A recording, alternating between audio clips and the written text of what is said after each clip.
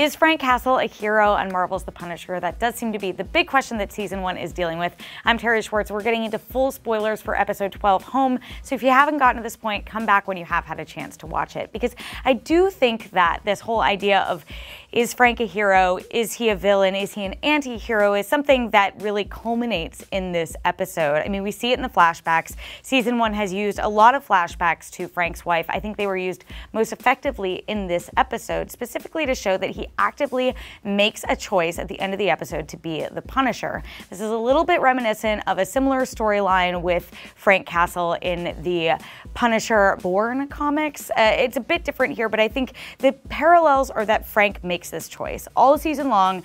You know, at the beginning of the season, it's after Daredevil season 2, he's back to the point that he thinks that he's accomplished the revenge that he needed. Then he discovers that there's this additional layer and he's executing this. But I think the tipping point here is, again, he decides, I want to be the Punisher.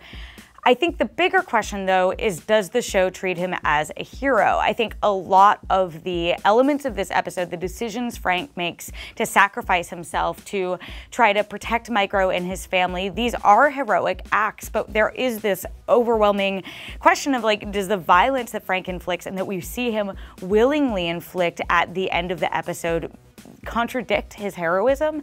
And I'm intrigued to see how everything wraps up in the finale, but I do think that the show, for all the conversations it hasn't had, does a really good job with Frank as a character and sort of balancing his heroic versus villainous qualities. I come out of this, I want to provide my answer to this question. I think The Punisher does prove that Frank Castle can be a hero. I think that he's always going to grapple in this world of finding the balance of his heroism with the villainy inherent in a character like the Punisher.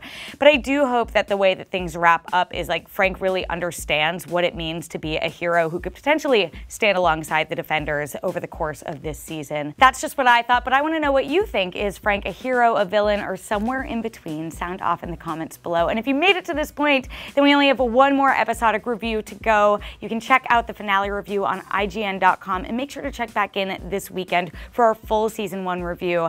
I'm Terry Schwartz, and for plenty more on Marvel and Netflix, make sure to keep it here on IGN.